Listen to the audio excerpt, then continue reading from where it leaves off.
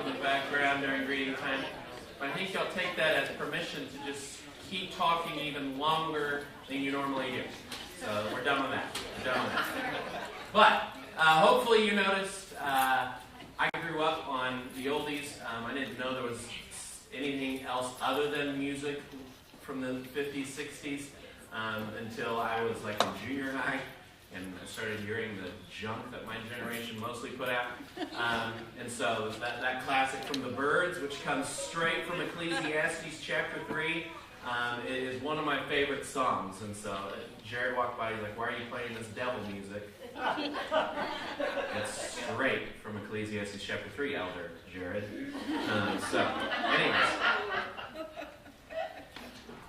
It's a good start. All right. Ecclesiastes chapter 3, verse 1. "For everything there is a season, and a time for every matter under heaven.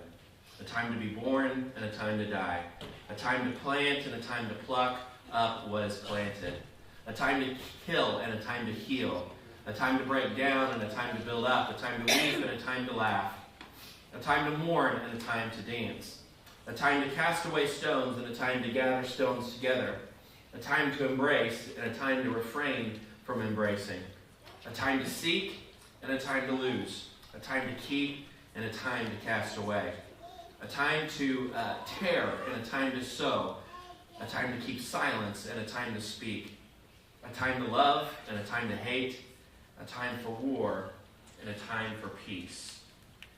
We're continuing our run through the book of Ecclesiastes.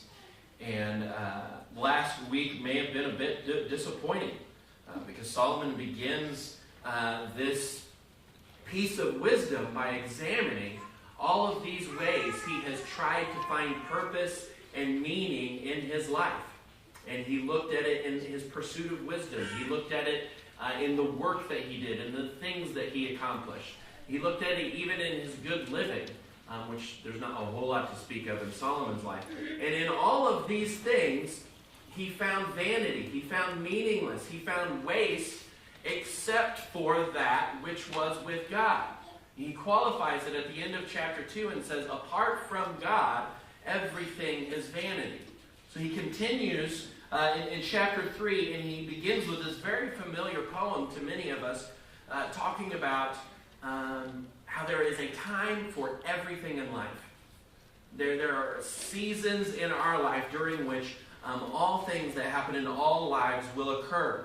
And we can look through this and we can see, maybe even in your own life, places where you are in this place. You are in this season right now. Or maybe it's something that you've just come out of. How many of you would say that you are the kind of person who hates change?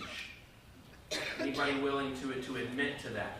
Yeah. There's always a decent number of people, and myself in certain areas, certainly, where I don't enjoy change. I like routine. I like my surroundings, and really I just wish they would all stay that way. I like the way, there are certain meals we eat as a family, and I can tell if one ingredient gets off course, like anything at all is changed, it may even be better. It doesn't matter. Change is just unnecessary if you got something good going, right? Am I right? And that's how we feel. If it's good, then why change it? Why mess with it? Solomon here is saying that everything changes. There is no season that you are going through in your life that is not going to fold into another and into another and into another. And now when you have children in your home, you are constantly reminded of change. And so that has loosened me up quite a bit. As far as those things go, you just by necessity have to be a little bit more flexible with your time and your life. But in other ways, you become even more insistent that time stands still, right? I have a 6-year-old and an 8-year-old in my house, and so I'm very much kind of in that zone where things are starting to speed up, and it seems like things are getting a little bit out of control by how fast they're maturing. They use certain words, and I'm like, how do you even know what that word means? And they just start looking adult if you dress them up in certain ways or if you cut their hair, and it really starts to bother me. we focus sometimes on like the last, on like significant moments, especially when it comes to school. Like the last, day of kindergarten. Kindergarten graduation has turned into a thing now. It used to just be, now you get to go to first grade. Now, like back when I was in school, now it's like a full-blown ceremony, and they wear a cap and a gown, and they have photos taken. It's absurd. But we focus on these days, because it's the last day my little baby's going to be a kindergartner, right? And we want it to stay that way forever because they're just so precious. And they're not as horrible as we know they're going to be when they're teenagers, right?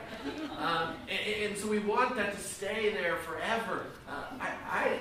Because of kind of the way those kind of days get blown up, they just kind of irritate me altogether. Like, just Facebook generation has spoiled so many of those days, and with my personality, and when I see iPhones go up in front of me at a recital, I just want to lose my mind and start swinging a bat and hitting all the phones down.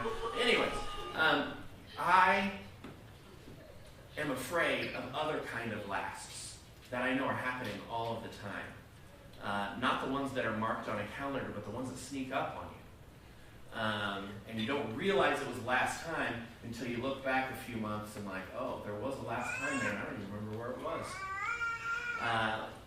For instance, I used to get to hold Devin's hand when I would walk him in and out of school. When I would go up and pick him up from school, even at Grand last year as a second grader, when he would come out, most of the time he would hold my hand, at least for part of the way, back to the car. And I pick up Leah, Bill Wallace. She's in first grade now, and she holds my hand the whole time. She loves to do that. Devin doesn't hold my hand anymore. And I understand that. He's a third grader. He's a guy. He doesn't want to be seen holding his daddy's hand. So I don't insist on it. But at some point in the past 6 months, there was a last time that I held my son's hand after school. And that was like, that just came kind of like knocking down my door one day, that there are last moments that are just moving right on past you and you're not even noticing. That there's going to be a last time when, and he still does this on occasion, not every time, when he comes out of the door at Grand and gives me a hug. Maybe once a week I get that. But eventually there's going to be a last one of those. And as I feel those, and maybe parents and grandparents, you can understand this, like you want to hold on to time. You want to hold on to those hugs and kisses and those moments where they hold your hand. And there will probably be, I'm sure there will be a last time when they celebrate when I come home. Boy, it's a celebration when Dad comes home. But, eventually I'm sure that'll grow old for them as well. It says here that there is a time to love and a time to hate, a time for war and a time for peace. We may not like war. We may know that hate is not what God desires, but we know that these are cycles of life. And in fact, peacetime is not truly appreciated unless you have gone through times of war and strife. And love is not fully appreciated unless you have seen the other side of love, which is to hate someone. We are moving through seasons of life all of the time. We are moving through seasons of life as a nation. And look at, I have a chart here to talk about hate. And it says that this is partisan hatred for the other party, is what it says up there. So, and this has been, been present in surveys since politics really ever began, and so they're able to look back at, if you're a Republican, you might not like Democrats. Obviously, you wouldn't agree with the Democrat if you call yourself a Republican, at least on most things, right? And vice versa. But it's a different thing to say that you hate them, right? It's a different thing to look at the president or the senator or the representative or the governor from a party that you don't belong to and say that you hate them because of those beliefs. But what we see here is hatred literally growing in our country for the other party. And if you look very closely, there's two shades of line here. And this light one right here is the Democratic Party. And so, no wait, it's the Democratic Party. It's right here with this dark one, sorry. And so you notice they're going along, everybody's kind of going along through the 80s, through the 90s, getting a little bit tense, but then right here in 2000, which the election of President George Bush, we start to fly up here. And it says And when you get into the very specifics, it's every time we have a midterm election and then a presidential election, it takes up and up and up. Democrats started hating us, or us, I'm not an us, the Republicans back in the year 2000, right? Completely went off the rails. But on the other side of that, Republicans, who I remember this, sat around saying, "Wow, why do they hate us? Well, look at how hateful they are." Then, boom, 2008, Democrat comes into presidential office. Hatred for the other party skyrockets, and they say, like, you can mark it down to those elections, cycle after cycle. No longer do I disagree with you. No longer do I see it differently. It's hatred growing. Well, like we are going through a season of hatred that if it doesn't expire, if it doesn't fold into something else, I mean, this is a different sermon for a different time, but eventually that undoes us completely, right? Eventually there are no more lions, there's only destruction. If that continues to rise. But a time to weep and a time to laugh, a time to mourn and a time to dance. When we look at those, we may eventually pull back and say, "Oh, don't want to weep, don't want to mourn," but you don't get to weep. You don't get to the place of mourning unless you have laughed, unless you have danced, until you have shared life with someone intimately and joyfully through all of these different phases of life. That's the only time you get to weep and mourn.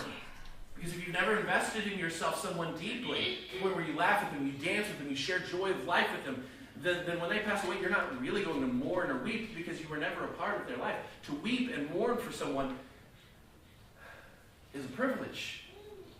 You have the privilege to love that person. And so when we are in this season of laughter, when we are in this season of dancing, we can love one another all the more deeply because we know that those moments won't always be there. And eventually, that's kind of what this whole chapter flows into. There's an ebb and a flow to life that cannot and should not, to those of you who hate change, it should not be avoided. It is life, and it teaches us. I spent the past couple days building a foundation for a shed in my backyard. In a couple days, because it's been raining, and it was just a disaster of a time to try to do it, but I had to kind of squeeze it in before the shed got to our house. And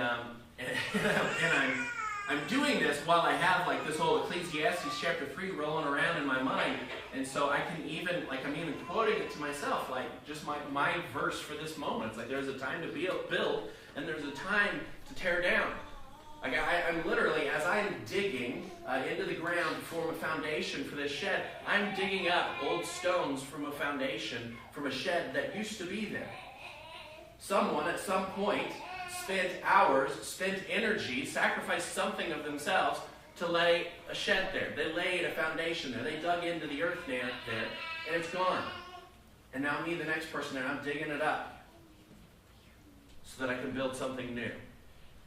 And so I'm very aware that even though I'm building something that I want to last, that I want to serve my family for a long time, there will come a day when this no longer exists. This needs to be torn down, or it's just torn down through the passage of time. This is good to know, and it's good to embrace because it gives me perspective on what I'm doing with my life. If I know that this project is good, it's going to serve my family in this way, but it can't be everything because it's not going to last. Eventually it's going to belong to someone else. Eventually someone else is going to tear it down and do something new. And so it can be good for this moment, it can be good for what I'm doing for it, but that's all I can put into that. This perspective that the flow of life gives us is important. But many times we hear this passage at funerals, right? Has anybody ever heard these verses spoken at a funeral before? Yeah. And it's because of the very first line. A time to be born and a time to die. Oh, Justin, we're going back to chapters 1 and 2. We're getting all depressing again, right? Yeah? Okay. Just for a little bit, we're going to do that. A time to be born and a time to die. I want to skip ahead down into the chapter to verse 16. We're going to read the last paragraph of this chapter. And we'll go back to what I skipped over in a bit. Moreover, I saw under the sun that in the place of justice, even there was wickedness. And in the place of righteousness, even there was wickedness. I said in my heart, God will judge the righteous and the wicked. For there is a time for every matter and for every work. I said in my heart with regard to the children of man that God is testing them, that they may see that they themselves are but beasts. For what happens to the children of man and what happens to the beasts is the same. As one dies, so dies the other. They all have the same breath, and man has no advantage over the beast, for all is vanity. All go to one place, all are from the dust, and to dust all return. You've probably heard this as well at a funeral. Who knows whether the spirit of man goes upward and the spirit of the beast goes down into the earth? So I saw that there is nothing better than that a man should rejoice in his work, for that is his lot. What can bring him to see what will be after him? That's a sobering thought to end with. And we touched on this last week. The once I am gone, there is no more seeing for me what is here. No one can bring me and tell me what is going to happen after my days. So in the same way that there's a time for love, there's a time for war, there's a time for peace, there is a time and a season for me. There's a time and a season for my life. Now, fortunately for you, your time and season of life overlap with mine. And so we get to be here together. And you can think, yeah, life's a little better because I get to walk on this earth when Justin Avery's walking on this earth. Right? Steve laughed. I appreciate that. Just trying to bring it up a notch. I mean, Solomon's the one who's depressing you. I want you to remember that, not me. There is not this is not a truth to avoid. Just like those that were spoken about before. It's not one to fear. It's one to embrace. It gives us urgency. It gives us perspective. To know and realize and be honest with the fact that this body is temporary. That my days are numbered. And I don't know what that number is. It says there's a time to be born and a time to die. I know when that time to be born was. October 20th, 1982. But I don't know what that date on the other side of the dash will be. But I know there will be one. And so that gives me perspective on this life. It helps me to understand how to prioritize things in my life when I am truly grasping with my own physical mortality. One way of saying it is carpe diem, right? Seize the day. There's no reason to really seize the day, right? If, I have unlimited days. I can waste a whole lot of days that way. And many of us do waste a whole lot of days because we have fallen out of the recognition that we're not guaranteed the next one. When we truly understand and deal with our mortality, we have a greater sense and perspective on how to spend this day right here and right now. Now, carpe diem is how the good old folks used to say it. YOLO is how the new kids say it, right? Many of you heard this before. I know that the younger crowd has. Well, it's not a drug, okay? It's you only live once. Now, it's a big step down from the Latin, but it means the same thing. You get one life to live, and you're not guaranteed tomorrow. That shouldn't be feared. It should be held on to, because it teaches us how to live in the here and now. It teaches us how to love in the here and now. It teaches us how to forgive in the here and now. Let's go back to the passage that I skipped earlier, back up to verse 9. And we're going to read kind of this a little bit at a time. What gain has the worker from his toil? I have seen the business that God has given to the children of man to be busy with. He has made everything beautiful in its time. Also, he has put eternity into man's heart, yet so that he cannot find out what God has done from the beginning to the end. And let's pause there. So, he gives us this work to do. He gives us this toil and says everything is beautiful in its time, which is a nice thought also, but we got to remember the other side of that, because the implication is that that beauty is also passing. The beauty is for a marked time, and so it can't be relied on. But then it says that in the hearts of man, he has planted this idea of eternity. He has given us a sense that there is more beyond my marked days on earth. But he hasn't helped me to understand it completely, right? It says that in such a way so that he can't find out what God has done from the beginning to the end. The edges of the beginning and the edges of that end are mystery. We've talked about both of those things over the past couple months on Wednesday nights and on Sunday mornings, peering into the future and peering all the way back into the past at the very beginning. There's so much mystery there, and that's by design. God has given us the ability to understand the idea of an eternity because he wants us to eventually recognize that we can have a place in that eternity.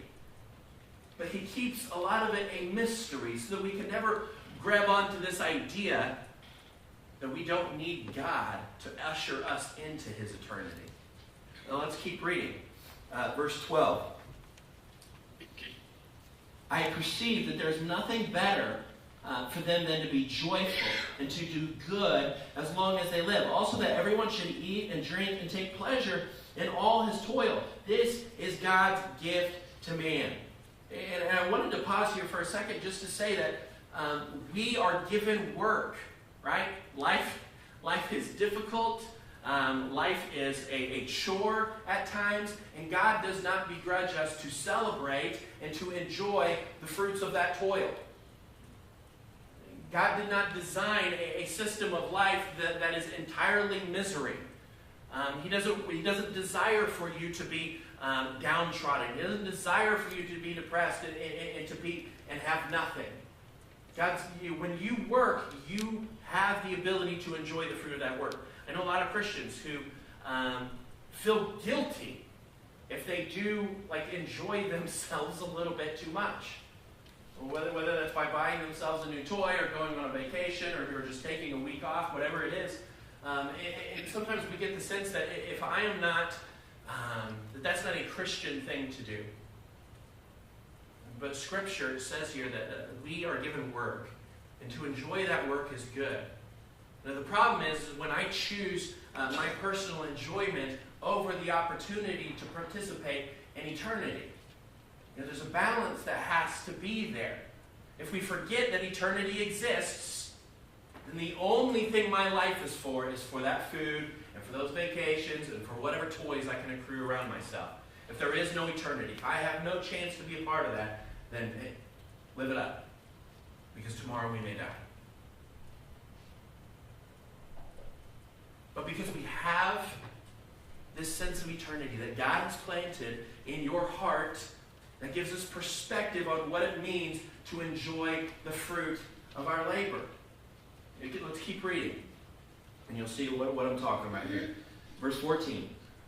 I perceive that whatever God does endures forever. Nothing can be added to it, nor anything taken from it. God has done it so that people fear before him. That which is already has been, that which is to be already has been, and God seeks what has been driven away. Now this verse 14 there at the top, went away. This verse 14, that first one I read there, is everything for chapter 3. I perceive that whatever God does endures forever. And we just spent a whole 3 chapters talking about how nothing you do is going to last. And nothing that you are is going to last. And no one's going to remember you. It's all vanity. It's all a waste. And this is all depressing. But Solomon's bringing us along slowly. Remember how I described this book. It's creating that thirst for evangelism. That's creating that thirst for the gospel to show people that this life is not fulfilling. You may have deceived yourself into thinking it is, but it's emptiness. And so when he brings us to this point where we are feeling that emptiness, he tells us this. The work of God is what endures forever. What he is doing is eternity. So if I want the work of my hands to have significance beyond this lot of life that I have, then it needs to be in line with the work of God. When what I do, when what I say, when how I spend my life is in line with God's will, then it has eternal consequences. That is an opportunity to make significance out of an insignificant life. Everything Solomon has said here is true apart from God. And that even goes for Christians. That even goes for those who are following Christ. When I take some part of my life, and I've got my whole Christian following Christ over here, but this kind of is my own thing, and I'm just going to do it my own way, then this is a waste. This is vanity. This is nothingness. Because it is apart from God. When I can fold everything that I am doing into God's work, then everything I'm doing has the ability in some way to have an impact upon eternity. And what more significance do we desire in this life than eternal significance? Well, Justin, I do a whole lot of things that seem pretty insignificant on a day-to-day basis. How are all of these things going to have a eternal impact? Well, I can tell you in theory. I'm not sure. Well, I know that except for one man, no one has lived every moment with eternal implications. One man came and lived a perfect life, seeing everything in its eternal context. I believe everything he did was in line with the work of God. And I mean everything. Well, Justin and I had a donut and coffee this morning. What possible eternal consequence could that have, Justin? Well, do you make worship and prayer and gratitude a part of the things that you eat and enjoy while you're on this earth? Because if you can make worship and prayer a part of those things, then it begins to have eternal consequence. But it requires looking. It requires thinking. And that's the hard part. We just like to live. We just like to just wake up and go through life. We don't necessarily like to think about every little thing in our life, every job, every opportunity, every conversation. That requires a whole lot more mental exercise than perhaps many of us are used to. But it is the way Christ lived his life. Here's the example, and I will offer myself up as a bad example for you this morning. Did I mention to you that I built the foundation of a shed over the past couple days? Allow me to mention it again. I can barely stand up, by the way, because of my toil over the past 2 days. It's not because I'm out of shape, it's just really hard work. So I'm out there, and I'm thinking through this message, and I'm thinking through this passage, but clearly not enough. I get done on Friday, and I get done on Saturday, and I go in and shower and lay there, and honey, I'm dying. Like each of these 2 days. Last night, though, I started thinking, like, well, how could that have had eternal significance? I see the value to my family, right? I'm building a shed, it helps us keep things organized, blah, blah, blah. But, we're not going to live in that house, forever. Eventually, we'll pass on. Maybe this will be the house that we live in for the rest of our lives, but eventually, we're not going to live in that house. Eventually, that shed's not going to be there. So how can that possibly have eternal significance? I get kind of grumpy when I work on things, and I'm in pain, and it's not going well. Which is most things that I do. At one point, I had the kids come out to help me, right? And it's a whole lot of, just It's a whole lot of moving cinder blocks and gravel and leveling and squaring things off and making sure it's all good for the shed. And so I bring the kids out because I'm like, oh, well, they can like at least pretend to kind of be like leveling off the gravel as I pour it in or whatever. At least, get them out of the house from hiding. And it takes about 5 minutes before I send them back in because they're like dancing along the cinder blocks and it's wet, it's muddy, and everything's falling apart and just like losing me. Like, just go inside, can't handle it anymore. Anyways, fast forward back again to that night. I'm moaning and feeling sorry for myself because I'm sore from all this work. I'm like, well, how could that have had eternal significance? How could that work, just building the foundation to a shed? And once I put the shed on there, no, you're not even really going to be able to see. And I won't even say that the Spirit told me what the answer was as much as he just kind of slapped me upside of the head and was just like, really? You're going to ask me that question? I mean, I was literally performing a parable of Christ in front of my kids. The wise man builds his house upon the rock. Stacking up all these rocks and putting in all. That's literally what I was doing in front of them. I can't, in that moment, get past myself and what I need to do and what I need to accomplish to try to usher eternity into this moment. I can't sing that goofy little song with my kids while we're playing in the rocks. The wise man builds. I can't at least tell them the parable afterwards and talk about, oh, this is why I'm doing this. Hey, and Jesus also says that this is what it means too. No. I get frustrated because they're dancing on the rocks and they're making it go slower, and so I sit them inside. And so for yesterday afternoon, all they had was a temporary dad, raising them for a temporary life. Instead of a father who's looking into eternity and sees every moment as an opportunity to bring my kids into that as well. Every moment as an opportunity to partner with God in the work that he is doing in their lives. There was a moment that passed away. By God's grace, I get another day to look for more moments. But everything we do apart from God is a waste, is a tragedy. So let's bring it in line with his work. Let's seek his will. Let's worship him through even the most mundane things we do. Let's be grateful for even the moments of boredom that we have in our home. Let's make him central to everything we do and say and think. And in that, our life finds significance in him and in his eternity. Apart from him, you're just collecting paychecks and buying stuff and accumulating stuff that's going to go away until the day you go away. So let's make him central so that he can make us eternal. We're going to be singing here, and the worship team can come forward. We're going to be singing more love, more power, more of you in my life, in my heart.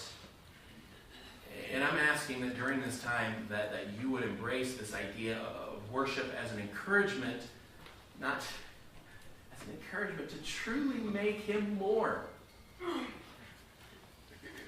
Even if you're out there shoveling gravel this week, there is an opportunity to make that work eternal. If you would be looking, if you would be thinking and praying and worshiping. There is a moment for some of you right now here as we go into this time of invitation to make this moment eternal. To make this a moment of either worship or decision or gratitude or prayer and repentance. Or whatever the Spirit is calling you to this morning, if you follow him, if you make him central, this moment is eternal that we share together. So let's sing to our eternal God.